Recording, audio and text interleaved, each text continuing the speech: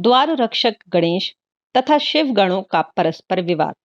ब्रह्मा जी बोले, तब उन गणों ने क्रुद्ध हो शिव जी की आज्ञा से वहां जाकर उन द्वारपाल गिरिजा पुत्र से कहा, तुम कौन हो, कहाँ से आए हो और यहाँ क्या करना चाहते हो? यदि जीना चाहते हो तो यहाँ से शीघ्र ही दूर चले जाओ। ब्रह्मा जी बोले, उनका वह वचन सुनकर हाथ में लाठी लिए हुए गिरिजा पुत्र ने निडर होकर उन द्वार रक्षक गणों से कहा, आप लोग कौन हैं और कहाँ से आए हैं? आप लोग तो बहुत ही सुंदर हैं। शीघ्र ही यहाँ से दूर हो जाइए। विरोध करने के लिए यहाँ कोई स्थित नहीं है।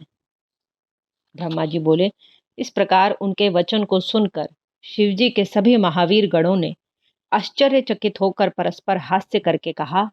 शिवजी के उन पार्षदों ने आपस में बातें करके कुपित मन होकर उन द्वारपाल गणेश जी से कहा, सुनिए, हम सब शिवजी के श्रेष्ठ गण ही यहाँ के द्वारपाल हैं। हम उन विभु शंकर की आज्ञा से तुम्हें यहाँ से हटाने के लिए आए हैं। तुमको भी एक गण समझकर हम तुम्हारा वध नहीं करते, अन्यथा तुम मार दिए गए होते। तुम स्वयं यहाँ से हट जाओ। क्यों मरना चाहते हो? ब्रह्मा जी बोले, इस प्रकार कहे जाने के बाद भी गिरिजा पुत्र निर्भय गणेश शंकर गणों को बहुत फटकार कर द्वार से नहीं हटे। तब वहां के उन संपूर्ण शिव गणों ने भी गणेश जी का वचन सुनकर शिव जी के पास जाकर उस वृतांत को निवेदित किया।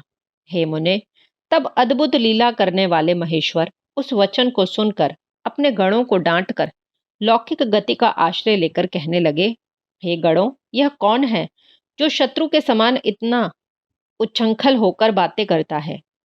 यह असद्बुद्धि क्या करेगा? निश्चय ही यह अपनी मृत्यु चाहता है। इस नवीन द्वारपाल को शीघ्र ही यहाँ से दूर करो। तुम लोग कायरों की भांति खड़े होकर उसका समाचार मुझसे क्यों कह रहे हो? अद्भुत लीला करने वाले शंकर के ऐसा कहने पर उन गणों ने पुनः वहीं पर आकर उन द्वारपाल गणेश से कहा, हे द्वारपाल, तुम कौन हो और किसके द्वारा नियुक्त होकर यहाँ स्थित हो? तुमको हम लोगों की कोई परवाह नहीं है। यहाँ रहकर कैसे जीना चाहते हो? द्वारपाल तो हम लोग हैं।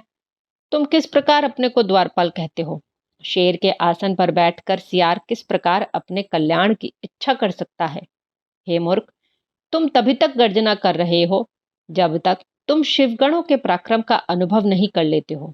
अभी जब तुम अनुभव कर लोगे तब धराशायी हो जाओगे।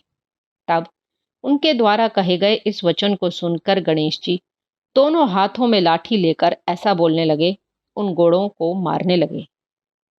तदनंतर शिवापुत्र गणेश ने निडर होकर शंकर के महावीर गणों को घुड़कर कहा, जाओ जाओ, यहाँ से दूर चले जाओ, अन्यथा मैं तुम लोगों को प्रचंड पराक्रम दिखाऊंगा जिससे तुम लोग उपहासास्पद हो जाओगे। तब उन गिरिजापुत्र की बात सुनकर शंकर के वे गण आपस में कहने लगे, अब हमें क्या करना चाहिए, कहाँ जाना चाहिए? कहने पर भी यह हमारी बात नहीं मानता। हम लोग तो मर्यादा की रक्षा करते हैं, इसने ऐसी बात किस प्रकार कही? ब्रह्मा जी बोले, तब शिव के सभी गणों ने कैलाश से एक कोस की दूरी पर स्थित शंकर जी से जाकर वह सब कहा। तब हाथ में त्रिशूल धारण किए हुए उग्र बुद्धि परमेश्वर शिव जी ने हंसकर वीर मानी अपने उन गणों से कहा, ही गणों, तुम लोग कायर हो, वीर मानी वीर नहीं। मेरे सामने तुम लोग ऐसा कहने के योग्य नहीं हो। डांटे जाने पर वह पुनः क्या कह सकता है? तुम लोग जाओ, उस पर प्रहार करो, चाहे वह कोई क्यों ना हो। मैं तुम लोगों से अधिक क्या कहूं? चाहे जैसा भी हो, उसे वहां से हटाओ। ब्रह्मा जी बोले, हे मुनीश्वर, जब महेश्वर ने अपने श्रेष्ठ गणों को इस प्रकार फटकारा तब वे गण पुनः वहां गए और बोले, अरे बालक, सुनो, तुम हठ पूर्वक क्यों व्यर्थ बकवास करते हो? अब तुम यहाँ से दूर चले जाओ, अन्यथा तुम्हारी मृत्यु हो जाएगी। ब्रह्मा जी बोले, शिव के आज्ञाकारी उन गणों का निश्चय पूर्वक वचन सुनकर मैं क्या करूं, यह सोचकर पार्वती पुत्र गणेश बहुत दुखी हुए। इसी बीच द्वार पर गणों का तथा गणेश का कलह सुनकर देवी पार्वती ने अपनी सखी से कहा, देखो, द्वार पर किस प्रकार का कलह हो रहा है। सखी ने वहां आकर सारा वृतांत जान लिया और क्षण मात्र में सब कुछ देखकर प्रसन्न होकर वह पार्वती के पास गई। हे मुने, जो कुछ भी घटित हुआ था वहां जाकर उस सखी ने वह सब यथार्थ रूप से पार्वती के आगे वर्णन किया।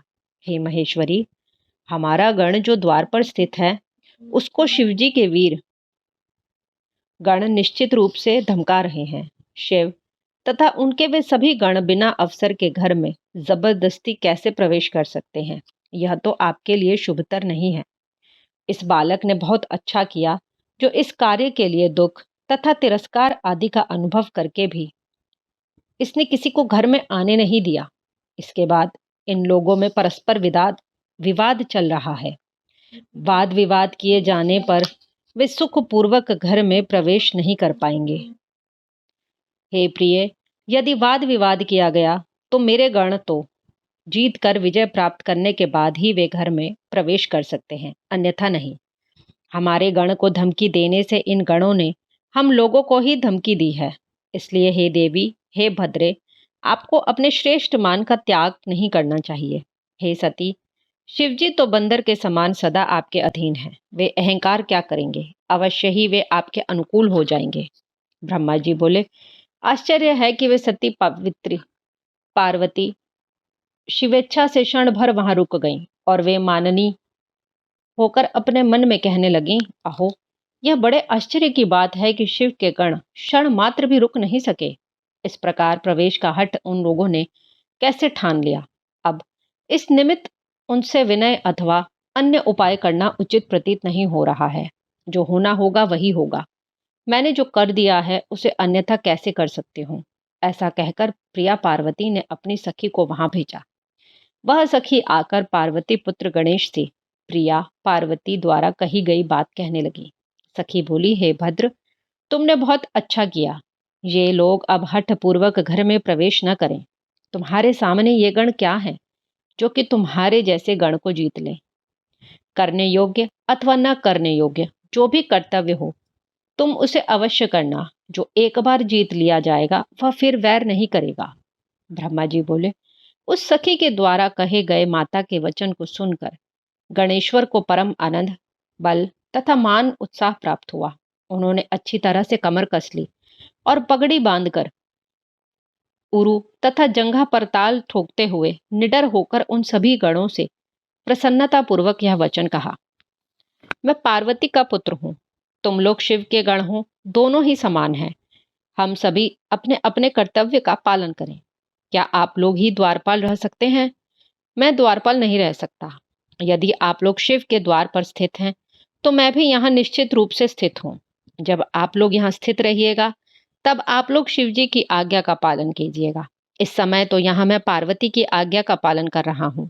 हे वीरो, यह सत्य है, मैंने उचित निर्णय लिया है। इसलिए हे शिवगणों, आप लोग मेरा वचन आदरपूर्वक सुन लें। हठ से अथवा विनय से आप लोगों को घर के भीतर नहीं जाना चाहिए। ब्रह्मा जी बोले, गणेश्वर के द्वारा इस प्रकार कहे गए वे सभी शिवगण लज्जित होकर शिव के पास गए और उन्हें प्रणाम कर उनके आगे खड़े हो गए। खड़े होकर उन लोगों ने वह सारा अद्भुत वृतांत शिवजी से निवेदित किया। इसके बाद फिर हाथ जोड़कर सिर झुकाए हुए वे शिवजी की स्तुति कर उनके आगे खड़े हो गए। तब अपने गणों के द्वारा कहे गए उस समाचार को सुनकर शिवजी लौकिक व्यवहार का आश्रय लेकर यह वचन कहने लगे। शंकर बोले, हे समस्त गणों, सुनो। युद्ध करना भी उचित नहीं है क्योंकि तुम लोग हमारे गण हो और वह बालक पार्वती का गण है। हे गणों, यदि नम्रता प्रदर्शित की जाए तो संसार में मेरी यह निंदनीय प्रसिद्धि होगी कि शिवजी सदा स्त्री के वश में रहते हैं और शिव के गण निर्बल हैं। जो जैसा करे उसके साथ वैसा ही बर्ताव करना चाहिए। यही नीति सर्वश्रेष्ठ है। वह अकेला बालक गण क्या पराक्रम करेगा? तुम सब मेरे गण हो और युद्ध में अत्यंत कुशल हो, अतः युद्ध छोड़कर तुम लोग लघुता को कैसे प्राप्त होगे? विशेष रूप से पति के आगे स्त्री को हठ कैसे करना चाहिए? हट करके वह पार्वती उसका फल अवश्य प्राप्त करेगी। इसलिए हे वीरो, तुम सब मेरी बात आदरपूर्वक सुनो। तुम लोग अवश्य युद्ध करो। जो होनहार है वह तो होकर ही रहेगा।